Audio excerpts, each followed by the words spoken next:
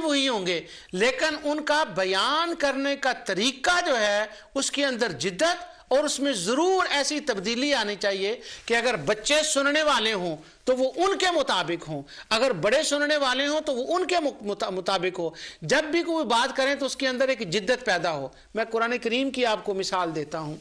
जो लोग कुरान की तलावत करते हैं उस बात को जानते हैं। ये बड़ी गहरी बात है, हर बंदा तो इससे वाकिफ़ नहीं होता। मैं इंशाअल्लाह जब तौहीद और रद्द शिर्क पर प्रोग्राम करूंगा तो मैं ये चीज़ें उसके अंदर, मेरा इरादा है, मेरा रब मुझे तौफीक दे, मैं तफसील से इनको बयान करूंगा।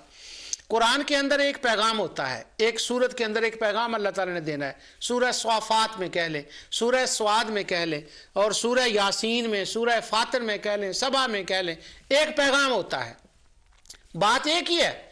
लेकिन अल्लाह ताला ने उसलूब और अंदाज बदल बदल कर मुख्तलिफ जावियों से, मुख्तलिफ एंगल से उस बात को समझाने की कोशिश की है, क्योंकि वो रब मेरा जानता है कि बंदे सादे हैं, वो रहम फरमाता है कि वो उसके उसलूब को बदलता है। कुरान में एक आयत आती है, वाला का सर्रफनल आयात, बड़ा ख़ास लफ्ज़ है ये कुरान के अंदर। ये इंशाअल्लाह मैं इसकी सारी आयतें लाऊंगा जब मैं उस वाक़े पर पढ़ूंगा। सर्रफनल आयात, और एक आता है वतिलकल अमसाल नदरिबुहा, एक मिसालों के साथ और उसलूब और अंदाज बदल बदल कर, बात एक है, बात वही है, मगर अंदाज और उसलूब उसके बदले गए हैं। इसी तरह जो बयान करने वाले हैं उन पर फ़र्ज़ है कि वो अपने उसलूब का, अपने अंदाज का, अपने एंगल का ख्याल करें कि नए मुताला करके नई चीज़ें लाएं। मैंने एक दो पहले प्रोग्रामों में हाफिज़ इब्न रजब की मिसालें दी थी कि उसके अंदर हाफिज़ इब्न रजब ने क्या उसलूब मिलाद का इस्तेमाल किया है, और फिर उस उसलूब के साथ उसको बयान करें। और इस वक्त मीडिया का दौर है और हम बड़े एक मुश्किल वक़्त में रह रहे हैं, और ख़वारिज का बड़ा ज़ोर है, हर बात पर दलील तलब की जाती है। लिहाजा अथेंटिक सही रवायतें और जो खुद पढ़ी हों, जिस पर शोर हो, उनको बयान करें। पहले सवाल लाएं, फिर उसका जवाब लाएं, लेकिन सिर्फ सवालों जवाब में ही सारा मिलाद ना गुजर जाए। सवालों जवाब के अंदर वो बास मबासा और मनादरे की बात ही ना होती रहे, वो सबूत मिलाद में ही सारी महफिल ना गुजर जाए। उनका ये फ़र्ज़ बनता है कि उसके अंदर एक तसलसल रखें। अल्लाह ताला की हमद बयान हो, उसकी रहमत हो, हुजूर का आना हो, अंबिया का आना हो, अंबिया के मोजज़ात हों, उनका इल्म हो, उनका मकाम हो, उनकी ज़ात बबरकात तबर्रुक उससे उनसे कैसे उनका इजहार होता है, उनके मोजज़ात हों, उनका पैगाम हो, और उनका रब से डर कैसा था उम्मत को समझाने के लिए। औलिया इकराम कैसे रब से डरते थे, वो थर थर कैसे कांपते थे। लिहाजा एक ज़ात से शुरू कर सीरत में, मिलाद और सीरत दोनों का इकट्ठा पैगाम हो, मगर उसलूब अंदाज हो, उसकी अट्रैक्शन हो। अगर स्टोरों वाले ये कर सकते हैं, दुकानों वाले ये कर सकते हैं, तो क्या अहले इल्म के ऊपर ये फ़र्ज़ नहीं है कि वो भी खुदा रसूल का पैगाम पहुँचाने के लिए अपने उसलूब को देखें और उसके अंदर अट्रैक्शन पैदा करें, लोगों की ज़रूरत को देखें। अब नात खानों की मिसाल देख लें।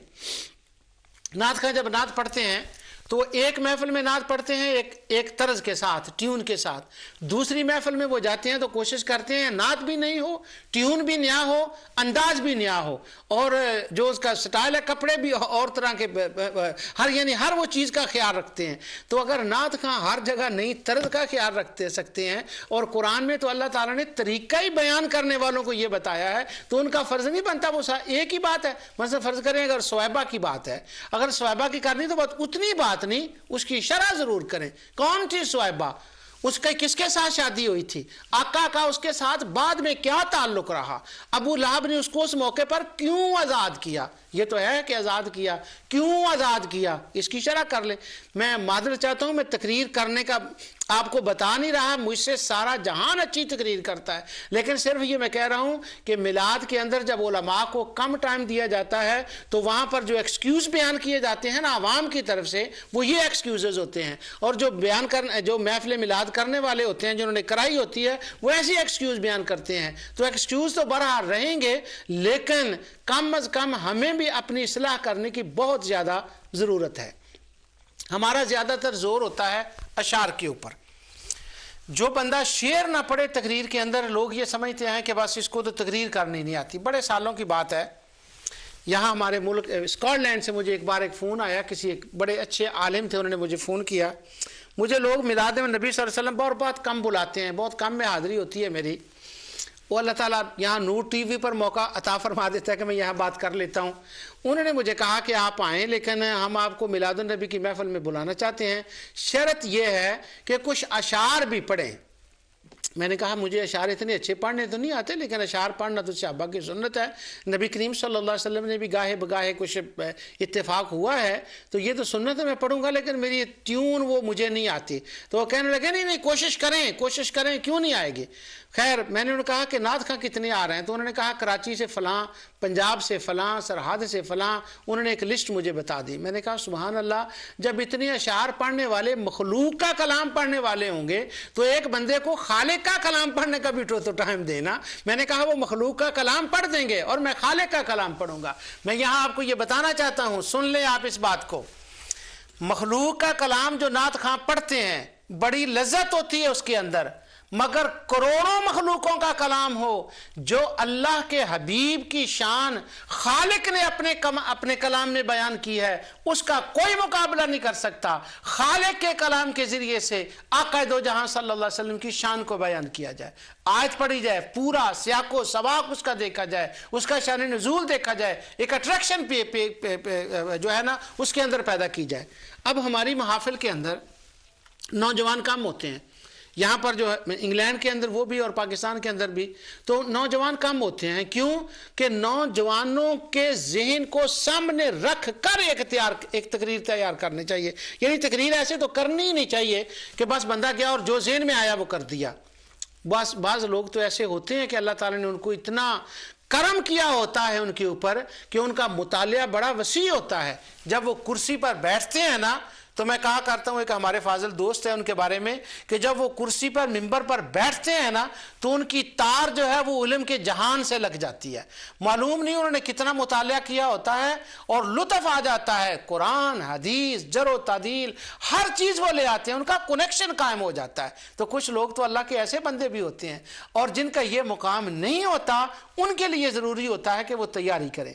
अब शेर जो है, अगर हर बात के एक आलिम ने शेर शेर शेर शेर शेर ही पढ़ना है तो फिर लोगों के जहन में ये बात भी आएगी कि इससे ज़्यादा अच्छा तो फलां बंदा जो है वो शेर पढ़ लेगा और वो इससे ज़्यादा तो उसका जो है ना शेर पढ़ लेगा, तो वो शेर आ जाएगा, हम उसी से क्यों ना सुन लें, क्योंकि इसने तो एक वाक़या बयान करना है आलिम ने और फिर एक शेर पढ़ना है, फिर एक वाक़या, फिर एक शेर, तो वो तो सारे ही शेर पढ़ देगा, तो लिहाजा उससे तो वो ज़्यादा बेहतर हो गया। तो लिहाजा इस बात का जो है वो ख्याल रखा जाए। उसके बाद एक दूसरी चीज़ जो है वो आ गई, वो ये है कि इंग्लैंड के अंदर ये रवाज है, पाकिस्तान का मुझे इल्म नहीं है कि वहाँ भी है या नहीं। जब बच्चों की सालगिरह मनाई जाती है उसके अंदर वो केक काटते हैं। अच्छा, वो चूँकि जो केक काटा जाता है उसका मतलब कुर्बे इलाही नहीं होता, जब अल्लाह ताला का वो उसका होता है, वो मजहबी चीज़ नहीं होती, वो बच्चे की खुशी में होता है, बच्चे के लिए दुआ होती है, अल्लाह का शुक्र होता है कि इतने सालों का बच्चा हो गया, अल्लाह और उम्र अता फरमाए, तो हाजिरीन के लिए एक तोआम दिया जाता है। तो केक बेसिकली तो एक खाने की चीज़ ही है। लेकिन अब जब केक, आम लोग अपने ज़ौक़ के मुताबिक ये कहते हैं कि बच्चे के लिए केक और मुस्तफ़ा का मिलाद हो तो केक ना हो। अगर कहीं को केक ले आए तो तोआम की एक सूरत है तो वो तो ठीक है, लेकिन अब जब इसको मिलाद का हिस्सा बना दें तो फिर उलमा को इसके ऊपर गिरफ्त करनी चाहिए। क्यों कि जब वो हिस्सा बन जाएगा कि वो यानी वो कहेंगे कि नहीं कि अल्लाह ताला सवाब नहीं देता जब तक केक ना हो, लेकिन प्रैक्टिकली जहां केक ना हो तो वो मिलाद का मज़ा नहीं आता कहते हैं। तो इसलिए वो केक के ऊपर तो ज़रूर ध्यान देना चाहिए। अब पहले ये था कि केक लोग लाने लगे, उलमा से किसी ने पूछना था, अपनी मर्जी से वो लाने लगे। अब ये जायज़ है कि नहीं, तो उलमा ने कहा ये खाने की चीज़ है तो जायज़ है। अब वहाँ तक तो चलो केक की हद तक तो बात किसी हद तक ठीक थी। अब वो केक ने तरक्की की, केक ने तरक्की ये की कि अब 63 किलो का केक बनने लगा। पिछले दिनों में मुझे ये अपने गाँव से, मेरे इलाके से मुझे फ़ोन आया, वो कहने लगे जी कि फ़लाँ इलाके में एक केक तैयार हुआ है मिलाद के दिन और नबी करीम सल्लल्लाहु अलैहि वसल्लम की आमद की खुशी पर वो केक तैयार किया गया है और उसका 63 जो है ना किलो वो उसका वज़न है और 1 करोड़ रुपया उसके ऊपर लागत आई है। तो मुझे उन्होंने कहा कि उन्होंने बनाया है, हम भी अपने इलाके में 63 करोड़ का एक केक किलो का केक बनाना चाहते हैं और उसके ऊपर 1 करोड़ की लागत आती है। तो मुझे कहने लगे कि आप ऐसा करें 50 लाख का आप इंग्लैंड से इंतजाम कर दें, तो 50 लाख का हम भाग दौड़ कर यहां से कर लेंगे। साथ उन्होंने मुझे एक थ्रेट भी दी। वो कहने लगे बात यह है कि हमारे जो साथ वाले जिले वाले हैं ना, दूसरे इलाके के, वो भी इसकी कोशिश कर रहे हैं, और अगर हम ना कर सके तो वो बाजी ले जाएंगे। सुभान अल्लाह। पहली बात तो मैंने उनसे माजरत की कि मैं तो इस काबिल नहीं हूँ, ना मैं इतना जाना पहचाना बंदा हूँ कि लोगों से 50 लाख लेकर मैं दूँ आपको, वो तो मेरे तो ये बस की बात बाहर है। फिर मैंने उनसे अर्ज किया, आपके इलाके में दीनी मदारस अहले सुन्नत के कितने हैं, रिसाले कितने निकलते हैं, किताबें कितनी छपती हैं, और इस्लाह के कितने प्रोग्राम होते हैं, तो इन पर भी तो कुछ खर्च करना, इसके ऊपर भी तो कुछ लगाना करना, वो भी तो एक चीज़ है ना, वो भी तो एक सवाब है ना। वो करोड़ रुपया, चलो केक 10-15 पाउंड का आज है, 10 पाउंड का वो तो थी, अब वो मुकाबले शुरू हो गए। अब जब मुकाबले शुरू हो गए तो हम इस बात को कहते हैं कि चीनी के ऊपर हाथ का निशान आना, 63 का किलो का केक बनना और उसके ऊपर करोड़ों का लग जाना, ये चीज़ें जो हैं इनके ऊपर उलमा को क्या करना चाहिए, हिकमत अमली के साथ मिलाद आने से पहले जो जुमे हों, उनके जुमों के ऊपर अच्छे अंदाज से मसले के एतबार से मिलाद मनाने वाले, इंतज़ाम करने वाली वही मस्जिद में बैठे होते हैं, उनको मुख्तलिफ तरीक़ों के साथ उनकी इस्लाह करनी चाहिए, उस पर को वक़्त लगाएं, और जो जो बंदा कोशिश करता है अल्लाह ताला ज़ुबान में असर पैदा करता है तो वो चीज़ें हो जाती हैं। तो ये वो बातें थी जो मैंने मिलाद मनाने वालों से करनी थी। पिछले जितने प्रोग्राम हैं वो मैंने किए हैं उन लोगों, उन बातें की हैं उनसे जो मिलाद को बिदअत, शिरक और हराम कहते हैं, तो ये बातें मैंने अपने उनसे की हैं जो मिलाद मनाने वाले हैं। अब जहां तक इस बात का ताल्लुक है किसी की खिदमत करना, नात खान हो, आलिम की तो मैं बात ही आपको बता दी, वो तो ज़रूरत ही नहीं है, वो कहते हैं कि इसकी तो ज़रूरत नहीं होती, और उलमा की खिदमत न करना जो मिलाद पढ़ें, और नात खान की खिदमत करना और मिलाद की आलिम की बिल्कुल कम करना, इस बैलेंस को भी ख़त्म करें, यह भी बात दुरुस्त नहीं है। क्यों? एक नात खां को बुलाया जाए पाकिस्तान से, पिछले दिनों में एक बंदे ने मुझे कहा मैं फलां नात खां को बुला रहा हूँ, पाकिस्तान से वो आ रहे हैं और मेरे घर में उन्होंने मिलाद करना है, और मैंने फर्स्ट क्लास का जहाज़ का उनको टिकट देना है, या रब्बल आलमीन। अब उनको चलो मोहब्बत से बुला लें, आप उनको नजराना भी दे दें, तो क्या फर्स्ट क्लास में उनका वो कर रहे हैं। अब फर्स्ट क्लास पर उनको बुलाया गया और तमाम इलाके के उलमा को जमा किया गया, और आधी पौन 1 बजे तक वो नात खानी चलती रही, और वहाँ वो बाद में कुछ खाना हो गया, और खाने के अंदर भी उन्होंने अपनी शान के मुताबिक वो इहतमाम किया और लोग चले गए। एक बात भी दीन की किसी पल्ले नहीं पड़ी, और वो जो ट्यूनिंग थी नातों की वो अपने हिसाब से थी, और कलाम भी ऐसे थे। तो इसलिए वहाँ पर जो है फिर बाद में फिर कुछ उलमा ने कहा ये तो बात दुरुस्त नहीं है, वहाँ पर वो बात करने भी शायद माहौल नहीं था उसका, लेकिन अहले इल्म ने फिर भी वो बात की, उनकी दुरुस्तगी की, इस्लाह की है। खुदा से ताल्लुक़ जोड़ें, मुस्तफ़ा से ताल्लुक़ जोड़ें, ये दुनिया के मशहूर लोगों से तो ताल्लुक़ जुड़ते भी रहते हैं, टूटते भी रहते हैं। मिलाद का असल मतलब कुर्ब मुस्तफ़ा है, और उनके अंदर इस्लाह उलमा का फ़र्ज़ है, और वो बातें मैंने आपको बता दी। अब रह गई खाने की बात, क्योंकि मिलाद के जो आर्टिकल्स हैं वो पिछले बारे में मैंने बताए। अब जहाँ तक तलावत करने का ताल्लुक़ है, महफिल मिलाद के अंदर तलावत भी ऐसी आयात की होनी चाहिए जिनकी उसके साथ मुनासबत होती है। एक हमारे यहाँ रवाज ये बड़ा है कि तलावत ज़बानी करनी है, खा कुछ भी हो जाए, ये बात नहीं होनी चाहिए। कुरान से देखकर तलावत कर सकते हैं और करनी चाहिए, बल्कि मैं तो ये कोशिश करता हूँ कि कुरान से देखकर तलावत करूँ। एक तो सवाब भी होता है, और दूसरा ये होता है कि वो तो चंद रुकू, चंद सूरतें होती हैं जो बंदे ने रट्टी हुई होती हैं तलावत के साथ। तो जब आपने हर महफिल में उस महफिल की मुनासबत से कुरान का एक हिस्सा तलावत करना है, तो इस तरह से तो बहुत कामकारी होते हैं। सैयदुल कुर्रा हज़रत सैयद अब्दुल बासित रहमतुल्लाह ताला अलैह जैसी शख्सियत, तो ये कोई और हो, मैं कारियों की तौहीन नहीं कर रहा, अस्तगफिरुल्लाह अज़ीम, तो वो तो जहाँ से चाहे तलावत कर लें, लेकिन कुरान से देख कर तलावत करें और मौजू के मुताबिक, और उन्हीं आयात पर, उन्हीं आयत के बारे में बेशक जो बात का आलिम है वो उस पर खूब गुफ्तगू करे। अगर 1 घंटा नात खानी हो तो 2 घंटे बयान हो, अगर 2 घंटे नात खानी हो तो 3 घंटे बयान हो। यानी उसका बैलेंस जो है ना, इल्म के कल्चर को खत्म ना करें, इससे इल्म दुश्मनी फैलती है। और जहां तक खाने का ताल्लुक है, उसके अंदर जरूर सादगी होनी चाहिए। हमारा जोर जो होता है वो लाइट के ऊपर होता है, नात खाने के ऊपर होता है और खाने के ऊपर होता है।